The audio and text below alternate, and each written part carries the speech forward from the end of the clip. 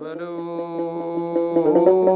ወረ ቸበለው ወረ ቸበለው ቸበለው ወረ ቸበለው ቸበለው የወንድ ልጅና ወታጠቂ በገመድ ቸበለው ልሽና ሙራንጃ ይቀብረው ዘመን ቸበለው ወረ ቸበለው ወረ ቸበለው ቸበለው አለ ቸበለው ቸበለው ምኒልክ ተጉዞ የምትጠይቁኝ ቸበለው ፊትም አላለፈ ኋላም አይገኝ ቸበለው እቴጌ ጣይቱ እቴጌ ብርሃን ቸበለው ዳዊቷን ዘርግታ ሰማን ስትል ቸበለው ለቆሰለው ጀግና።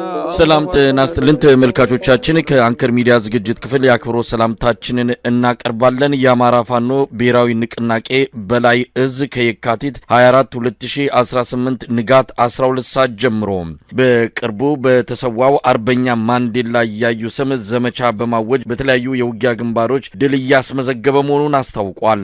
የጎንደር አጠቃላይ ሁኔታ ሰሞኑን በሚደረጉ ሁኔታዎች የተቀየረ ባለበት በዚህ ወቅት ነው ዘመቻ አርበኛ ማንዴላ እያዩ የተከፈተው። በዚህና በወቅታዊ የጎንደር አጠቃላይ የውጊያ እንቅስቃሴዎች ዙሪያ የአማራ ፋኖ ብሔራዊ ንቅናቄ ሰሜን አማራ ቀጠና በላይ እዝ የህዝብ ግንኙነት ክፍል ዮሐንስ ንጉሱን አግኝቻለሁ መስመር ላይ። ዮሐንስ በጣም ነው ማመሰግነው። እንግዲህ አርበኛ ማንዴላ እያዩ በቅርቡ የተሰዋ የዛ ቀጠና አካባቢ ወታደራዊ አመራር ነው። በመስዋዕቱን አስመልክታችሁ በስሙ ዘመቻ ከፍታችኋል። ከሱን ጀምርና የወቅቱን አጠቃላይ የአውደ ውጊያ ውሎ መረጃውን ታቀብለናለህ።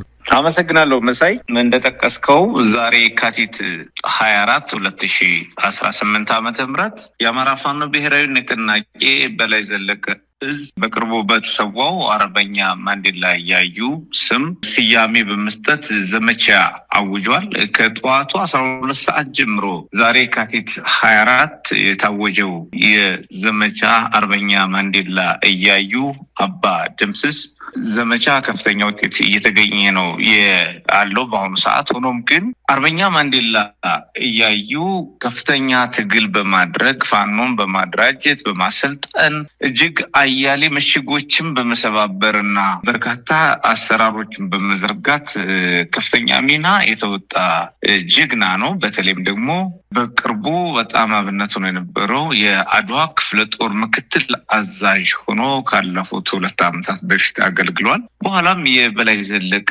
እዝ የሰው ኃይል አስተዳደር ምክትል ኃላፊ በመሆን አገልግሏል። በመጨረሻም የመይሰው ካሳ ኮር 2ኛ ኮር ሰብሳቢ በመሆን እያገለገለና እያታገለ የነበረ ጀግና ነው። በመጨረሻም በቅርቡ በተደረገው ከቋራ ወደ አለፋ ወረዳ ሻውራ በተደረገ ማጥቃት የሻውራ ከተማን ነጻ በማውጣት ከፍተኛ ጀብድ ፈጽሞ ወደር የሌለው ጀብድ ፈጽሞ እየተሰዋ ጀግና መሪ ነው። በሱ ስም የተሰየመ ዘመቻ ማንዴላ እያዩ ተጀምሯል።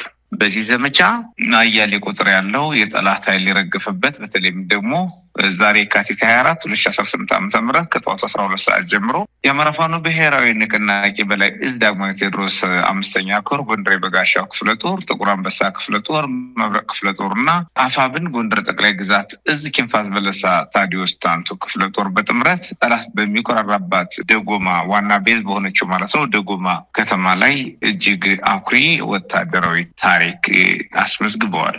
በዚህ አውደ ውጊያ የአብይ ሰራዊት በከፍተኛ ሁኔታ ረግፏል። ምርኮም ተገኝቷል። በቀጠና የነበረውን አውደ ውጊያ ከፍተኛ አመራሮች ሳይቀር ተገኝተው የመሩት ነው። በዚህ አውደ ውጊያ እንግዲህ እንደሚታወቀው የደጎማ ቤዝ ላለፉት 2 ዓመት ተኩል ያህል ምንም እንኳን ፋኖ ገብቶ መድፈር ያልቻለው ምሽግ የነበረ ሲሆን በዛሬው ዕለት ግን በጀግናው ሰራዊታችን እንኩትኩቶ ወጥቶ ስብርብሩ ወጥቶ ተደረማምሶ በሰራዊታችን እጅ ገብቷል። የጠላት ኃይል ደግሞ ከፍተኛ ሰብአዊና ቁሳዊ ኪሳራ ደርሶበታል። ከፍተኛ ምትን ያስተናገደው ጠላት የድረሱልኝ ጥሪ ለበላይ አዛዥ እያደረገ የቆየ ቢሆንም በአቅሙ ደረጃ ተቋቁሞ ራሱን ማውጣት ሳይችል ቀርቷል። በዛሬው የደጎማ አውደ ውጊያ የተደመሰሰ ጠላት ኃይል ከ70 በላይ ሲሆን አሁን ላይ በሚመጡ መረጃዎች ደግሞ ቁጥሩ ወደ 90 ከፍ እያለ እንደሆነ ነው መረጃዎች እየደረሱ ያሉት። ከ65 በላይ ክላሽኮፍ የጦር መሳሪያ እና የጦር መሳሪያዎች ተማርከዋል። 45 የወገብ ትጥቆች እንደዚሁም 95 የእጅ ቦምብና ለጊዜው ቁጥሩ ያልታወቀ የነፍስ ወከፍና የቡድን መሳሪያ ተኳሾች በሌላኛው ግንባር አቅጣጫ ተማርኳል ማለት ነው። በመጨረሻም ዳግማዊ ቴዎድሮስ 5ኛ ኮር በሚያንቀሳቅስባቸው ቀጠናዎች ሁሉ ያልተቆጣጠራቸው ከተሞች በእጁ አስገብቶ ለማስተዳደር ወታደራዊ ዘመቻዎችን አጠናክሮ ቀጥሏል። በዘመቻ አርበኛ ማንዴላ እያዩ አባደርምስም የተጀመረው ዘመቻ በከፍተኛ ድል በማስመዝገብ እጅግ አበረታች ውጤት በማስመዝገብ ቀጠናን ነፃ በማውጣት ጠላትን በማፍረስ በመምታት በመደምሰስና በመማረክ ተጠናክሮ የተጀመረ ሲሆን የአማራ ፋኖ ብሔራዊ ንቅናቄ በላይ ዘለቀ እዝ ለመላው ሰራዊታችንና ለመላው ህዝባችን በአርበኛ ማንዴላ እያዩ አባደርምስም ዘመቻ መታወጁን ይፋ አድርጓል። አርበኛ ዮሐንስ ምናልባት የዘመቻ አርበኛ ማንዴላ ተልኮ ግቡ ምንድነው? ምን ለማሳካትና ምናልባት ከተለመደው በየጊዜው እንደምታደርጉት ከተሞችን በማስለቀቅ ያገዛዙን እንደዚሁ ሰራዊት በከፍተኛ ጥቃት እንደዚሁ ድሎችን በማስመዝገብ ጉዟችሁን ቀጥሏችኋልና ይሄ ዘመቻ ተልኮ ምንድነው? ምን ለማሳካት ነው በይፋ የተጀመረው? ምን ያህልስ ጊዜ ይቆያል? የተቀመጠለት ጊዜ ገደብ አለ ወይ? ዘመቻው ከዛሬ የካቲት 24 2018 ዓ.ም ጀምሮ ላልተወሰነ ጊዜ በግልጽ ላልተወሰነ ጊዜ ዘመቻው ተጠናክሮ የሚቀጥል ሲሆን ዓላማውም ወገናችን ነፃ የማውጣት እንደዚሁም ጠላት እያደረሰ ያለውን የሰብአዊ ጉዳት የንጹሃን ግድያን በመመከት በመቀልበስ ጠላትን አጠቃላይ ከቀጠናው የማጽዳት ተልኮ የያዘ እንቅስቃሴና ዘመቻ ነው ማለት ነው። በዚህም ከፍተኛ የሆነ ውጤቶች ናቸው እንግዲህ እየተገኙ ያሉት።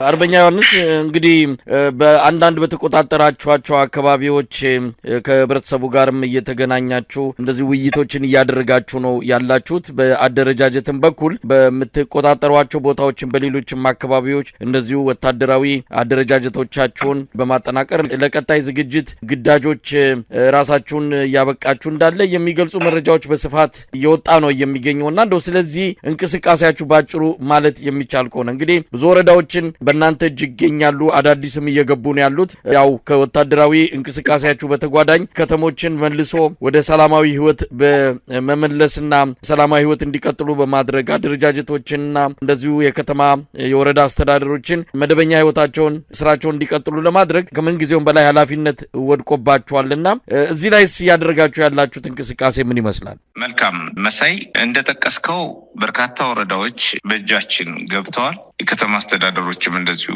በእጃችን ገብተዋል። አነስተኛ ከተሞች፣ የገጠር ቀበሌዎችም በእጃችን ከርመው አሁንም በእጃችን የሚገኙ አሉ። በገጠሩ የቀጠና ቀደም ብሎ በእጃችን የነበሩት አስተዳደር የተተከለባቸው መዋቅር ያላቸው ናቸው። ጸጥታ ስራ የሚሰራባቸው፣ የዳኝነት ስራ የተዘረጋባቸው አጠቃላይ መዋቅር የፋኖ መዋቅር ወይም የአማራ ህዝብ የነጻነት መዋቅር የተዋቀረባቸው ቀጠናዎች አሉ። በአንጻሩ ደግሞ አዲስ ነጻ የወጡ ከተሞችና የገጠር ቀበሌዎች በተጨማሪ የተፈጠሩ በመሆኑ ሁለቱ የጎንደር እዞች ባሉባቸው ቀጠናዎች ማለትም አፋብን ጎንደር ጠቅላይ ግዛትና አፋብን በላይ እዝ በሚንቀሳቀሱባቸው ቀጠናዎች የተቆጣጠሯቸውን ወረዳዎች እና ከተሞች መልሶ በማደራጀት አንድም ህዝብን የመጠበቅ ስራ እየተሰራ ነው። በሌላ በኩል ከህዝብ ጋር ቀጥተኛ ግንኙነት አድርጎ የመምከሪያ እድል፣ የመነጋገሪያ እድል በማግኘት አያሌ ችግሮችን የምንፈታበት እድል፣ ቀጥተኛ ግንኙነት ከህዝባችን ጋር ማግኘታችን በርካታ እድሎችን እንድንፈጥርና ችግሮችን ፈተን አዲስ እቅዶችን እንድንይዝ ያስቻለን ነው። በህዝባችን በኩልም ከፍተኛ ድጋፍ ያገኘንበት ነው። የሪሶርስ ድጋፍ ያገኘንበት፣ የሞራል ድጋፍ ያገኘንበት፣ የፖለቲካ ድጋፍ ያገኘንበት፣ እንደዚሁም ደግሞ የሰው ኃይል ድጋፍ በሰፊው እያገኘን ያለንበት ሲሆን እጅግ ትግሉን ባጠረ ጊዜ ለመቋጨት የሚያስችል አጠቃላይ አቅም በመደመር ወይም በመጨመር ወደፊት ፈጣን ንቅናቄ እንድናደርግ ወይም ደግሞ ወደፊት ውጤታማ የሆነ ስራ ለመስራት እንድንችል ልምድም ያካበት አቅምም የገነባንበት እጅግ አስፈንጣሪ ኢነርጂ ያገኘንበት ነው ማለት ይቻላል።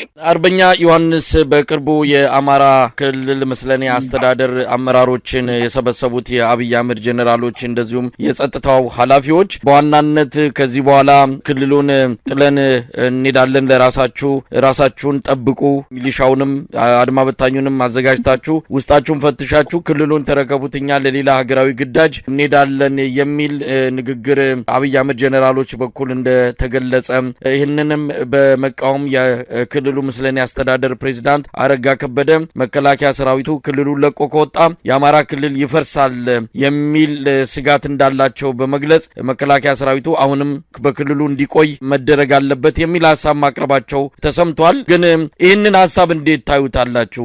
አብይ አህመድ ክልሉን ለቀን እንወጣለን ለሌላ ግዳጅ እንሄዳለን የሚል ነገር ነው። እኛ ባለን መረጃ ወደ ሌላ ቦታ ሄዶ የሚዋጋው ጦርነት እንደማይኖር በአማራ ክልል የደረሰበትን ሽንፈት እንደዚሁ መደበቂያና ሌላ የሰበብ ምክንያት እየፈለገና ለአማራ ፋኖ ትግል እውቅና ላለመስጠት በሌላ አካል ተሸንፍ ያለው የሚል ነገ ከነጎዳ ይህንን ምክንያት አዘጋጅቶ ለመግለጽ እየተዘጋጀ እንዳለ በአማራ ክልል አብዛኛውን ቀጠና እየተመታ የለቀቀ ወታደራዊም ሆነ ፖለቲካዊ ቁመናው እየፈረሰ እንደመጣ ነው የምንሰማው። ምናልባት ያረጋ ከበደ ስጋት መከላከያ ሰራዊቱ ቢወጣም ክልሉ ይፈርሳል የሚለውን ጨምሮ ምን ማለት ይቻላል? አርበኛ ዮሐንስ። መልካም። የአብይ አህመድ ሰራዊት በመግባቱ ነው የፈረሰው። መጀመሪያ የአማራ ክልል ብለው የሚጠሩት እነሱ፣ እኛ ደግሞ የአማራ ግዛት አካል ብለን የምንጠራው ክፍል የፈረሰው በደብዳቤ በይሁንታ የአብይ አህመድ ሰራዊትና የፖለቲካ መጫወቻ እንዲሆን ሲፈቅዱ ያኔ ነው ያፈረሱት። ከዛ በኋላ የፈረሰውን መልሰን ለማቋቋም ነው እኛ እየሰራን ያለ ነው። አብይ አህመድ ደግሞ ያፈረሰውን ፍርስራሽ ትቶ ለመውጣት እየፈለገ ያለው የበለጠ እንደሚፈርስ ስላወቀ ነው። ውጤት ማምጣት ስላልቻለ ስለተሸነፈ ነው። እቋጨዋለሁ ያለውን ነገር መቋጨት እንደማይችል ስለገመገመ ነው። ስለዚህ አብይ አህመድን ጋብዘው ሲያስገቡት ቀን ያፈረሱት ክልል እንጂ ዛሬ ሲወጡ የሚፈርስ ነገር የለም። አብይ አህመድን ጋብዘው ሰራዊት ይዞ ገዳይ ሰራዊት ይዞ ጨፍጫፊ ሰራዊት ይዞ የአማራን ህዝብ በኃይል ለማንበርከክ የኢትዮጵያን ህዝብ በኃይል ለማንበርከክ በመወሰን በጭፍጨፋ ለማንበርከክ በመወሰን የውጭ ጠላቶችን ተልኮ ተሸክሞ ወደ አማራ ዘመቻ ሲያደርግ ይህን ይሁንታ የሰጡት ቀን ነው የፈረሰው። ስለዚህ አሁን እንዴት ይሰራል ከሆነ ከአብይ አህመድ መገርሰስ በኋላ ወይም ደግሞ ከብአዴን መፍረስ በኋላ እየተሰራ እየተገነባ ይቀጥላል። ከዛ ውጪ አብይ አህመድ ሰራዊት አስወጣ አስገባ የሚባልበት ቁመናና ተጠቃሽ ጉዳይ የለም። ኃይል ከተለያየ ቦታ ለማምጣት ጥረት አድርጓል። ለማደራጀት በሀገር ውስጥ ሞክሯል። በቀበሌ በወረዳዎች ሞክሯል። ቶፕ 7 ቶፕ 50 ወይም ምርጥ 50 ምርጥ 20 ምርጥ 30 እያለ ብዙ በሚሊሻ ለማደራጀት ሞክሯል። በአድማ በታይ ለማደራጀት ሞክሯል። በፖሊስ ለማደራጀት ሞክሯል። ራሱን መከላከያ ብሎ የሚያስበውን ኃይል ደግሞ ለማደራጀት ሞክሯል። አያሌ የአደባባይ ወታደራዊ ትርኢቶችን አድርጓል። ሰራዊቶችን አስመርቆ አስገብቷል። በኋላ ቅር መሳሪያ በየተራራው ይዛቸው 3 መሳሪያ አንጠልጥለ መዞር አልቆልሃል ብሎ አውጇል። ይሄን መፈጸም ግን አልቻለም። ለምን? እውነት እጁ ላይ የለም። ለምን? የህዝብ ድጋፍ እጁ ላይ የለም። ህዝብን ማሸነፍ አይችልም። ቀጣፊዎች ህዝብን አሸንፈው አያውቁም በታሪክ። ስለዚህ ቀጣፊው ስርዓት መደምሰስና መውደቁ አይቀሬ መሆኑን በማሰብ ለራሱ አጀንዳ ዳይቨርት ማድረግ የሚችልበት አቅጣጫ ማስለወጥ የሚችልባቸው ኢሹዎች ነው ሊፈጥር ሞክሮ የነበረው። በማጭበርበር ነው። ሁልጊዜም በማጭበርበር ተፈጥሮ በማጭበርበር የሚሞት ነው ብለን በተደጋጋሚ እንደገለጽ ነው። የአብይ አህመድ ይህን እየፈጸመ ቢሆንም አሁን ከተለያየ ቦታ ቅድም እንደጠቀስከው የጦር መሳሪያዎችን ለማስገባት ሞክሯል። የጤና ስራዎችን፣ የንጹህ ውሃ መጠጥ አቅርቦት ፕሮጀክቶችን በማጠፍ የመንገድ ፕሮጀክቶችን በማጠፍ አያሌ የጦር መሳሪያዎችን ገዝቷል። የጦር ባለሙያዎችን ቀጥሯል። አሰልጣኞችን ቀጥሯል። ስፔሻል የሆኑ ሙያ ያላቸው ሰዎች ለማማከር ለማካተት በገንዘብ ቀጥሯል። ሞክሯል። የሀገር ውስጥ የሚችለውን ሁሉ አድርጓል። በአየር በምድር ፎክሯል። በሁሉም ነገር ግን ማሸነፍ አልቻለም መሳይ። ስለዚህ ማሸነፍ አልቻለም ማለት ተሸንፏል ማለት ነው። ፕሮግራማቸውን እቅዳቸውን አሸንፈነዋል። አሁን የቀረን ሰራዊታቸውን ማሸነፍ ነው። የአብይ አህመድ እቅድ አሸንፈነዋል። የብአዴንን እቅድ አሸንፈነዋል። ካሸነፍነው ቆይተናል። እየተሸነፈ ነው። አሁን አፈጻጸም የቀረው ነው። አሁን የመቋጫ ምዕራፍ አፈጻጸም የቀራቸው ብቻ ናቸው ማለት የሚቻለውና የሚቀይረው ነገር የለም ነው። የሚቀይረው ነገር የለም ብቻ ሳይሆን ተሸንፎ የሚወጣ ኃይል ነው። ተሸንፎ ማይወጣ ቢሆን ኑሮ ከዚህ በፊት ማሸነፍ ይችል ነበር እንደፎከረው። አርበኛ ዮሐንስ ምናልባት የጦር ኃይሎች ኤታ ማጆር ሹሙ ፊልድ ማርሻል ብርሃኑ ጁላ የአድዋን በዓል አስመልክቶ የተናገረውን ነገር እንደው አስተያየት አጠር ያለ አስተያየት ከሰጠህ በሚል ነው። እናንተን ያው በስም ባይጠራም ባንዳዎች እንደሆናችሁ ለባዳ ተልኮ የምትንቀሳቀሱ ባዳዎችን አዝላችሁ ወደ ሀገር ውስጥ አስገብታችሁ የኢትዮጵያን ብሔራዊ ጥቅም የሚጎዳ ተልኮ ወስዳችሁ እየሰራችሁ እንደሆነ ከአድዋ በዓል ጋር ነው የተገናኘው። እውነት ለመናገር የአድዋ የኢትዮጵያ ምንጊዜም የድል ኩራት የሆነው አድዋ የጥቁር ህዝቦች የሚመኩበትን ትልቁን ቀን እና ይህንን የድል ጊዜ አስታኮ ነው ብርሃኑ ጁላ የናንተን እንቅስቃሴ የአድዋን ታሪክ ከማፍረስ የአድዋን ታሪክ ከማቆሸሽ ጋር በማያያዝ የኢትዮጵያ ህዝብ ይታገላቸዋል ሲል የገለጸውና እንደው ለዚህ አጭር መልስ መስጠት ከተቻለ። እና ብርሃኑ ጁላ በአብዛኛው ንግግሮቹ በመዝናኛነት በፌዝነት ብዙ ሰው በፌዝ እያየ በመዝናኛ የሚፈርጃቸው ናቸው እንጂ ብዙዎቹ ለጥቅስ የሚበቁና ለቁም ነገር የሚበቁ አይደሉም። ቁም ነገርም አይደሉም ተናግሯቸው የሚያቆሙ ጉዳዮችና የብርሃኑ ጁላ ንግግር ለቁም ነገር እንደማይበቃ የራሳቸው የብልጽግና መንደር ሰዎች ያውቃሉ።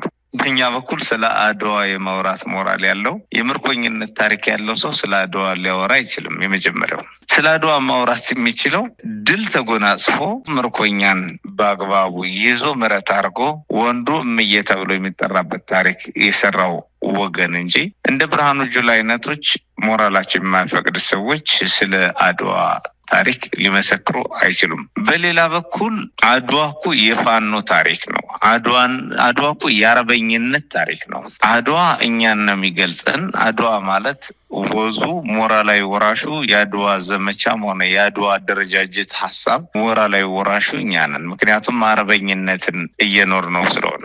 እንደነ ብርሃኑ ጁላ አይነቶች ደግሞ በሞራልም በሀሳብም በአደረጃጀትም በአፈጻጸምም በስምሪትም አርበኝነታዊ ያልሆነ ቁመና የያዙት ደግሞ ባንዳዎች ናቸው።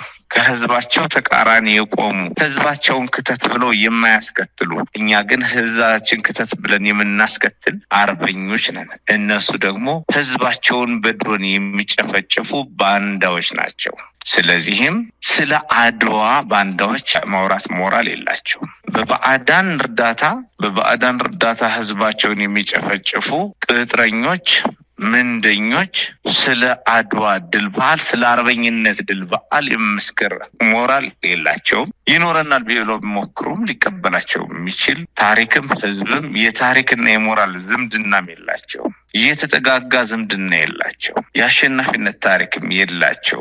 ስለ አድዋ ማውራት የሚችለው የሀገሪቱን ህዝብ ከጎኑ ያሰለፈ ክተት ብሎ ማስከተል የሚችል እንጂ የራሱን ህዝብ በከፋ ሁኔታ እየጨፈጨፈ በከፋ ሁኔታ ሀገሩን እያቆረቆዘ ያለ የተዋረደ ሀገር ጄኔራል ነኝ ባይ አይደለም። አርበኝነት ይህን አያረጋግጥም። ስለዚህም ስለ አድዋ የኦህዴድ ምርኮኞች ሊያስተምሩን አይችሉም ማለት ነው የሚቻለው። በእኛ ዮሐንስ ንጉሱ የአማራ ፋኖ ብሔራዊ ንቅናቄ ሰሜን አማራ ቀጠና የበላይ ዘለቀ እዝ ህዝብ ግንኙነት ክፍል ለነበረን ቆይታ በጣም ነው የማመሰግነው። እግዚአብሔር ይስጥልኝ።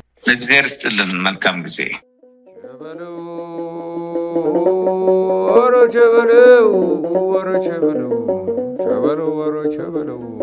ሸበለው የወንድ ልጅና ወታጠቂ በገመድ ሸበለው ልሽና ሙራንጃይህ ቀብረው ዘመን ሸበለው ሸበለው አለ ሸበለው ምኒልክ ተጉዞ የምትጠይቁኝ ሸበለው ፊትም አላለፈ ኋላም አይገኝ ሸበለው እቴጌ ጣይቱ እቴጌ ብርሃን ሸበለው ዳዊቷን ዘርግታ ሰማን ስትል ሸበለው ለቆሰለው ጀግና አንኳ ስታድል ሸበለው እንዲህ ተሰርቶ ነው ያድዋው ድል።